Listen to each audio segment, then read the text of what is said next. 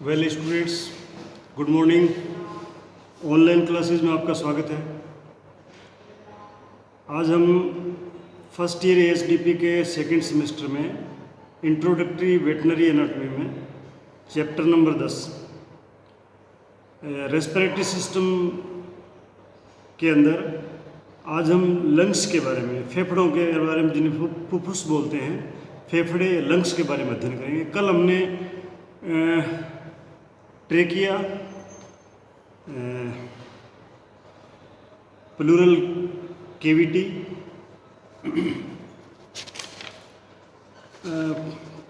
और thoracic cavity, pleura, thoracic cavity, इनके बारे में अध्ययन किया था।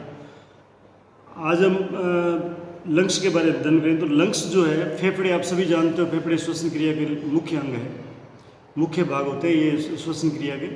और ये जो कल हमने थोरेसिक केविटी का अध्ययन किया था, थोरेसिक केविटी की बाउंड्रीज के बारे में, तो थोरेसिक केविटी के ज़्यादातर भाग में फैले रहते हैं। ये फेफड़े जो है ज़्यादातर भाग में फैले रहते हैं और ये पैर में पाए जाते हैं। दो फेफड़े होते हैं, लेफ्ट और राइट, दो फेफड़े होते हैं। इनको दोनों को अलग अलग करने के लिए मीडियस्टेनम जो है उसके द्वारा इनको अलग अलग किया जाता है। तो बीच का पोर्शन होता है मीडियस्टेनम। ये पिंक, ये गुलाबी रंग के होते हैं। इनका कलर जो है पिंक या गुलाबी होता है। दिखने में ये सॉफ्ट होते हैं, बहुत सॉफ्ट होते हैं। अगर आपने कभी आपकी पहली वाली जो क्लास है 11वीं 12वीं क्लासों में आपने पढ़ा होगा, तो मेंढक के फेफड़े अगर आपने देखे हैं, अगर मेंढक का डिसेक्शन करवाते हैं या देखने का मौका मिला हो, तो बिल्कुल जैसे मलमल का कपड़ा होता है, बिल्कुल उससे भी सुंदर होते हैं फेफड़े। और स्पंजी होते हैं, स्पंज के टाइप होते हैं। स्पंज होते हैं जैसे, मतलब सॉफ्ट और स्पंजी होते हैं। इनको जब अपने हाथ से दबाते हैं, फेफड़े को अगर हाथ से दबाओगे आप, तो उसमें चट चट की आवाज़ आएगी। वो आवाज़ इसलिए आती है कि फेफड़ों में हवा होती है, मतलब रेस्पिरेशन लेते हैं तो उसमें हवा होती है फेफड़ों में। जो एल्वियोलाई सेक्स वगैरह बने होते हैं ना, एल्वियोलाई सेक्स, उसमें हवा भरी होती है, इसलिए उसमें चट चट की आवाज़ आती है। अब जब कोई जानवर बच्चा पैदा करता है, यानी बछड़ा बछड़ी या फोल लैम्ब वगैरह जो पैदा होते हैं, तो पैदा होते ही उसका जो फेफड़ा होता है, सांस लेने से पहले जैसे ही वो, मतलब क्या है कि बाहरी वातावरण में आता है, उससे सांस लेना शुरू कर देता है। उससे पहले यदि फेफड़े आप देखो तो वो ठोस होते हैं, मतलब, और पानी में डूब जाते हैं। इसलिए डूब जाते हैं कि उस टाइम श्वसन क्रिया शुरू नहीं होती है और उसमें फेफड़े में हवा नहीं होती, इसलिए वो पानी में डूब जाते हैं। जैसे ही बच्चा जो है वो बाहर वातावरण में आते ही सांस लेना शुरू करता है। जैसे ही उसका संबंध जो मदर से कटता है, नेवल फ्लैप से, जो नेवल होती है ना, नाभि जिसे बोलते हैं, नेवल, तो उस नेवल से वो जुड़ा रहता है माँ से। जैसे उसका संबंध वहाँ से हटता है, वो सांस लेना शुरू कर देता है। फेफड़ा उससे पहले एक्टिव नहीं होता है, तो इसलिए जैसे बच्चा बाहर आएगा, वातावरण के अंदर संपर्क में आते ही वो सांस लेना शुरू करेगा और फेफड़े जो है वो स्पंजी हो जाएंगे, यानी एक्टिव हो जाएंगे और वो पानी में तैरने लग जाएंगे। अगर उनको पानी में डालोगे आप तो वो तैरने लग जाएंगे।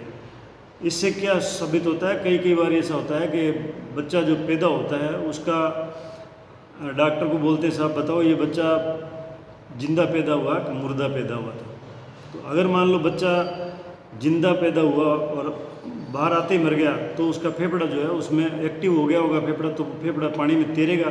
और अगर पानी में फेफड़ा नहीं तैरता, इसका मतलब वो बच्चा जो है बर्थ कैनाल से बाहर आने से पहले मर गया, यानी उसका लंग्स जो है वो एक्टिव हुई नहीं। तो जो दो फेफड़े होते हैं, दोनों फेफड़े जो है वो कोन की शेप करते हैं। कोन आपने देख रखा है, आप बाज़ार से कुल्फ़ी का कोन लाते हो, या मान लो और भी जैसे कोन है, उस कोन के आकार का, और वो कई खंडों में विभक्त होता है। यानी फेफड़े जो है उसके कई खंड होते हैं। प्रत्येक फेफड़े को, जो प्रत्येक फेफड़ा होता है, लेफ्ट और राइट फेफड़ा, प्रत्येक फेफड़े की दो सतह होती है, दो सतह, और दो उसके बॉर्डर होंगे, दो किनारे होंगे, दो सतह होगी, और एक आधार यानी बेस और एक एपेक्स, आधार और एक एपेक्स होगा, दो बॉर्डर होंगे, दो सतह होगी, दायां फेफड़ा जो है वो बाएं फेफड़े से हमेशा बड़ा होता है, यानी राइट लंग जो है वो लेफ्ट लंग से बड़ा होता है। अब अपने देखते हैं फेफड़ों की सतह। तो फेफड़े जो है उनकी सतह दो होती है, एक तो लेटरल सतह होती है, एक लेटरल सतह होती है, एक होती है मीडियल सतह। तो जो मीडियल सतह है, इस सतह के भी दो भाग होते हैं, मीडियल सतह के भी दो भाग होते हैं, डोर्सल या वेंट्रल भाग। यानी जो मीडियल सरफेस है उसके दो भाग होते हैं, एक उसकी होते हैं डोर्सल या वर्टिब्रल भाग। यानी डोर्सल भाग या वर्टिब्रल भाग वो भाग जो वर्टिब्रा की तरफ होता है। वर्टिब्रे जो है ना, कशेरुक दंड जो है, थोरेसिक कशेरुके जो है उनकी तरफ होता है।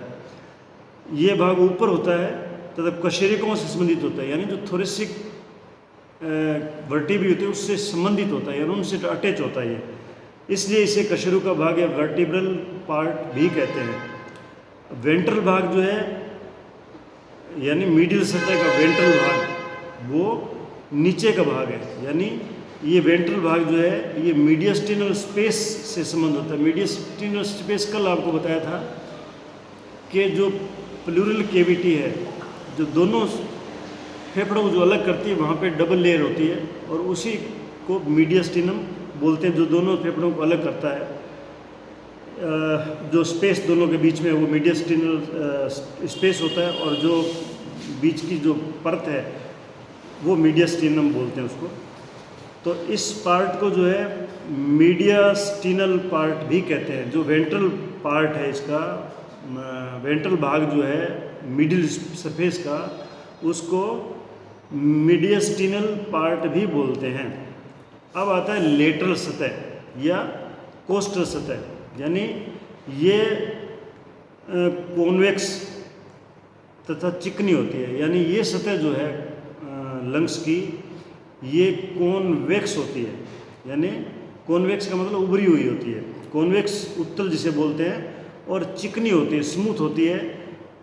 यह वक्ष गुहा की यानी थोरेसिक कैविटी की दीवार से संबंधित, दीवार से संबंधित मतलब उससे सटी रहती है। और दीवार आपको पता है, थोरेसिक कैविटी की दीवार कल आपको बताया था कि थोरेसिक कैविटी की दीवार है, दोनों साइड की दीवार जो है वो बनती है रिब्स के द्वारा, यानी पसलियों के द्वारा। तो ये जो लेटरल सतह जो है या कोस्टल सतह जिसे बोलते हैं फेफड़े की, ये रिब्स से संबंधित रहती है, रिब्स के साथ सटी हुई होती है, इसलिए इसके ऊपर जो है पसलियों के निशान बन जाते हैं। पसलियों के निशान, किसी चीज़ को आप अगर किसी सॉफ्ट चीज़ पे कोई चीज़ साइड में होती है तो उसी का निशान बन जाता है ना उस पर, उसको इम्प्रेशन बोलते हैं। जैसे आपका थंब इम्प्रेशन है, आपका अंगूठा लगाते हो, वैसे इसका इम्प्रेशन बन जाता है उसका थंब पसलियों का। इसी कारण इसको कोस्टल सतह कहते हैं, यानी पसलियों को कोस्टल बोलते हैं, इसलिए इसको कोस्टल सतह बोलते हैं। अब आता है हाइलेस ऑफ लंग्स, ये कई बार जिक्र होता है हाइलेस ऑफ लंग्स। ये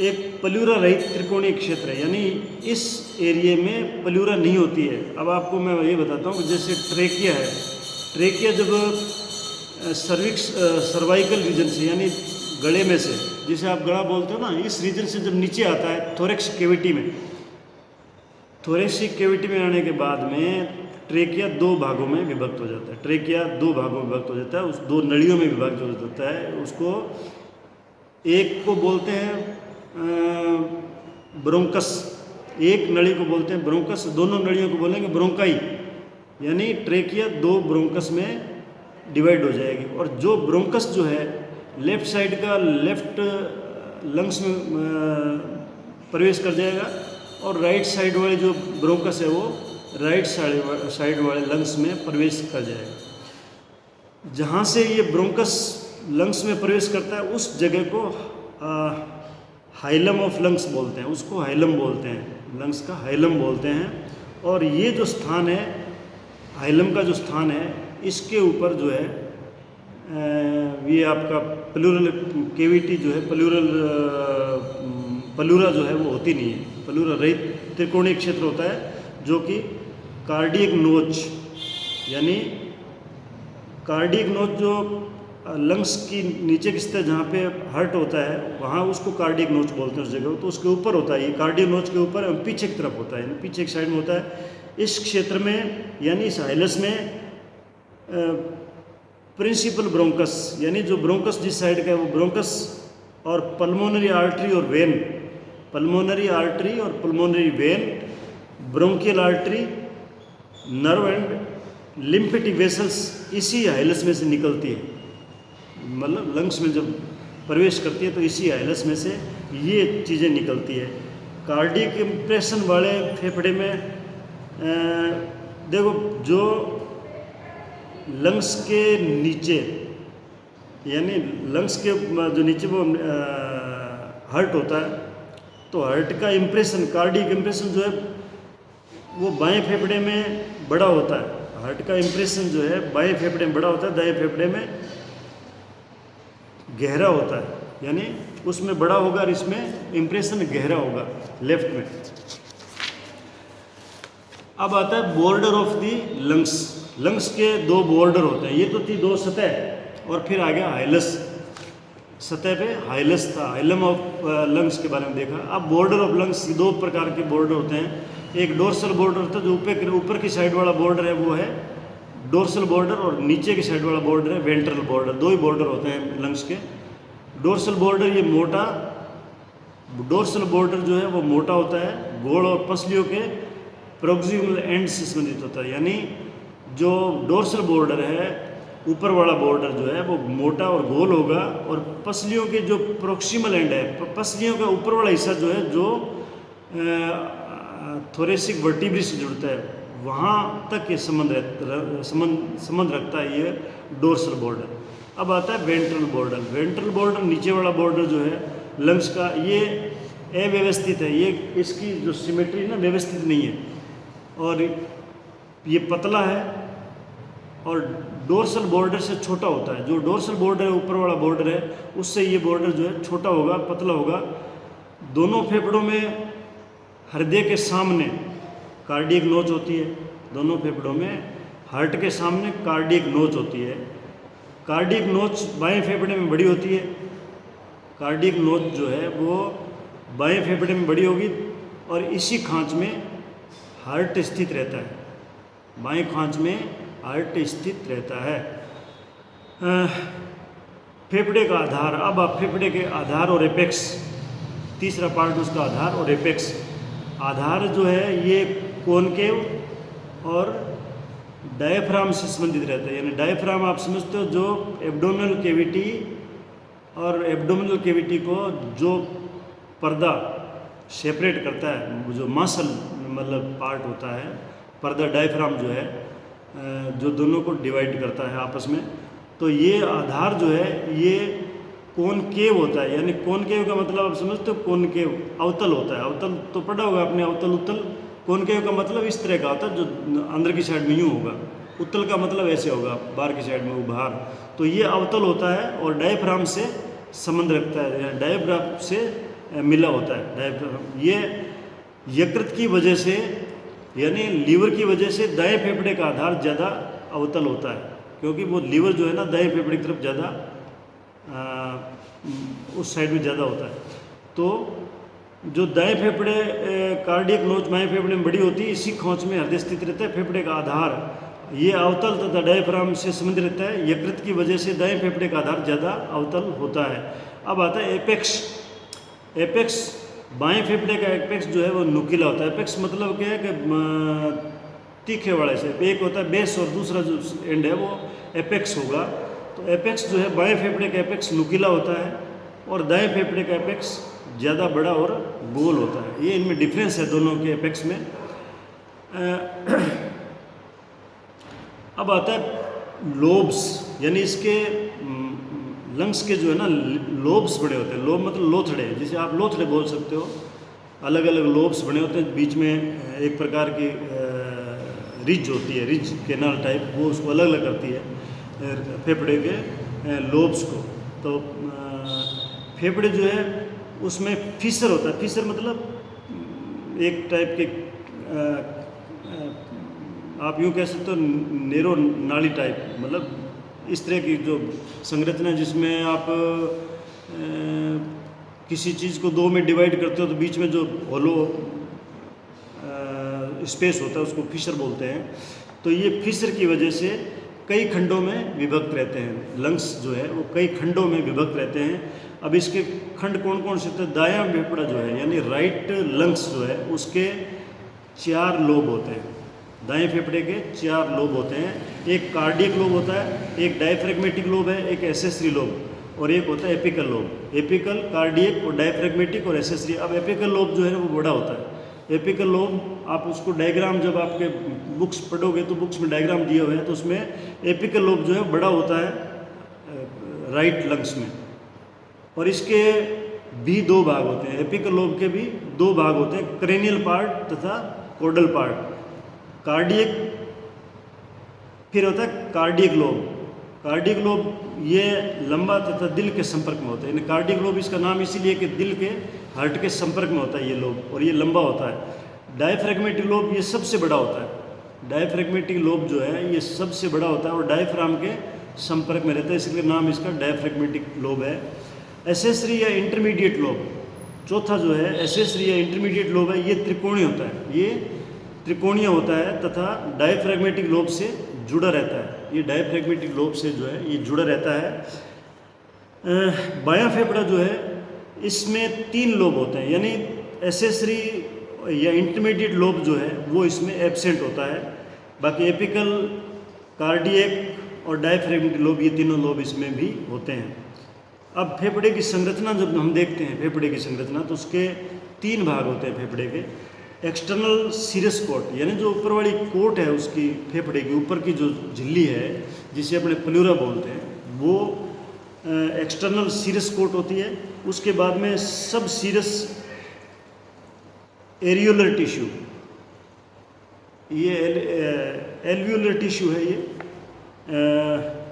फिर पल्मोनरी सब्सटेंस, ये 3 इसके पार्ट है लंग्स के।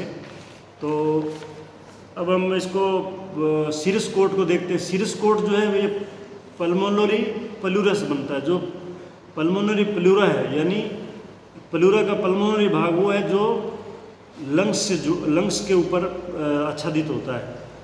तो जो फेफड़े की सबसे ऊपरी परत होती है तथा हाइलस पर ये परत नहीं होती। हाइलस आपको बताया था कि जहाँ से ब्रोंकस, प्राइमरी ब्रोंकाई, जिसे प्राइमरी ब्रोंकाई बोलते हैं, ट्रेकिया 2 भागों में विभक्त होता है, जो 2 भाग में विभक्त है उनको ब्रोंकस बोलते हैं। वो जहाँ से लंग्स में एंटर करता है उस जगह को हाइलम बोलते हैं। तो उस हाइलम पर ये सीरस कोट या प्लूरा नहीं होती है। सब सीरस कोट जो है ये elastic fibro areolar alveolar tissue, यानी ये क्या है, सब सीरस कोट यानी इसके नीचे वाली जो संरचना है लंग्स की, सीरस कोट के नीचे वाली सब सीरस कोट बोलते हैं। ये इलास्टिक फाइब्रो एल्वियोलर टिश्यू द्वारा बनती है और ये प्रत्येक फेफड़े में कई खंड होते हैं। ये तो आपको पहले बता दिया, किसी में 4 होंगे, किसी में 3 होंगे। फिर आता है पल्मोनरी सब्सटेंस, ये कई लोब्यूल्स द्वारा बनता है, यानी कई लोब्यूल्स द्वारा ये जो पल्मोनरी सब्सटेंस जो है वो बनता है। प्रत्येक लोब्यूल्स जो है टर्मिनल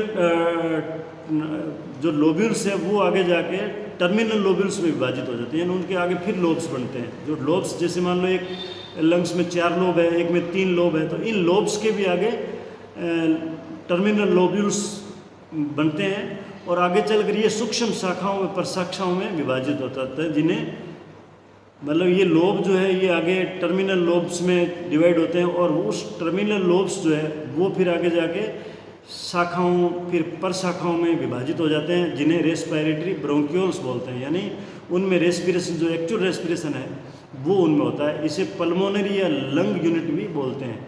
इसको जो आखिर में जाके जो छोटी यूनिट में विभक्त होते हैं लोब्स, उनको पल्मोनरी या लंग यूनिट भी कहते हैं। इनका ये एक प्रकार का वृक्ष टाइप बना लेते हैं, ट्री जिसे बोलते हैं। जो ब्रोंकाई है, श्वसनियाँ जो आगे जाके ब्रोंकस में विभक्त हो, फिर ब्रोंकाई में विभक्त होती है, जो लंग्स के अंदर है, वो ब्रोंकाई जो है उनकी भित्तियाँ यानी उनकी आंतरिक दीवार जो है वो श्लेष्मिक ग्रंथियों से श्लेष्मी ग्रंथियाँ होती है और सिलेटेड कोल्यूमनर इपिथीलियम से आश्रित होती है, यानी उसमें जो इपिथीलियम है वो सिलेटेड कोल्यूमनर इपिथीलियम होता है। अब जो वक्ष गुहा है यानी थोरेसिक कैविटी है, उसका अधिकांश भाग जो है वो फेफड़े की रचना से भरा होता है, संरचना से भरा होता है, जिसके कारण वक्ष के फैलने से, मतलब थोरेसिक कैविटी में ज़्यादातर भाग जो है फेफड़े की संरचना का होता है, जो मतलब यूँ मान लो कि फेफड़ा होता है पूरा थोरेसिक कैविटी में, और भरा रहता है वो थोरेसिक कैविटी फेफड़े की वजह से भरी रहती है, जिसके कारण थोरेक्स जब फैलता है, यानी थोरेक्स के फैलने से, यानी थोरेक्स का जब फैलाव होगा तो हम सांस को अंदर लेंगे, जिसके बोलते हैं इंस्पायरेशन। जब हमारा थोरेक्स जो है, ये जो केज है पसलियों के नीचे वाला, ये थोरेसिक कैविटी है, ये जब फैलती है तो फेफड़ों को जगह मिलती है और वो हवा जो अंदर लेते हैं, ठीक है। यानी फेफड़ों के थोरेसिक कैविटी के फैलने से फेफड़ों के अंदर जो दबाव है वो कम हो जाता है, और जो बाहर का वातावरण का दबाव ज़्यादा हो जाता है तो फिर वो हवा जो अंदर आएगी और फेफड़ों में चली जाएगी, इसको बोलते हैं इंस्पायरेशन। और जब थोरेसिक कैविटी सिकुड़ती है, जब थोरेसिक कैविटी सिकुड़ती है, ये जो कैविटी है, ये थोरेसिक कैविटी आप दिख रही होगी, ये मेरी छाती जो है, इसके अंदर जो कैविटी है वो थोरेसिक कैविटी, जब ये सिकुड़ती है यानी अंदर की साइड में जाती है तो थोरेसिक कैविटी में जो प्रेशर है वो बढ़ जाता है। थोरेसिक कैविटी में प्रेशर बढ़ जाता है तो लंग्स में भी प्रेशर बढ़ेगा, लेकिन बाहर वातावरण में प्रेशर कम है तो जो सांस है ना, जो कार्बन डाइऑक्साइड हम छोड़ते हैं वो बाहर निकलेगी, इसको बोलते हैं एक्सपायरेशन, श्वास को बाहर छोड़ना। तो ये इंस्पायरेशन और एक्सपायरेशन को आप समझ सकते हो। ज़्यादा इसको डिटेल में जाएंगे तो फिर जैसे ये फैलता है वैसे जो एक्सरसाइज करते हो तो जो पसलियाँ होती है उनके बीच में जो जगह है वो इंटरकोस्टल स्पेस बोलते हैं, वो भी एक्सटेंड और मतलब बढ़ती फैलती है और संकुचित होती है, उसकी वजह से भी एक्सपायरेशन और इंस्पायरेशन होता है। दोनों फेफड़ों का जो केटल में वेट है वो औसतन वजन है 3 से 4 किलोग्राम, ये एवरेज वेज है 3 से 4 किलोग्राम। एनिमल की बॉडी के अनुसार कम ज़्यादा हो सकता है, ये उनके मतलब भार के अनुसार कम ज़्यादा हो सकता है। अब आज हम इतना ही अध्ययन करेंगे, कल जो इसका लास्ट में कल करेंगे, तो कल हम एक तो पल्मोनरी सर्कुलेशन के बारे में पढ़ेंगे और एक दाएं और बाएं फेफड़े में क्या अंतर है, और फिर हम इसका कंपेरेटिव अध्ययन करेंगे घोड़े के साथ, कुत्ते के साथ और मुर्गी के साथ में, कि भाई इनमें क्या डिफरेंस होता है, ये कल पढ़ेंगे। धन्यवाद।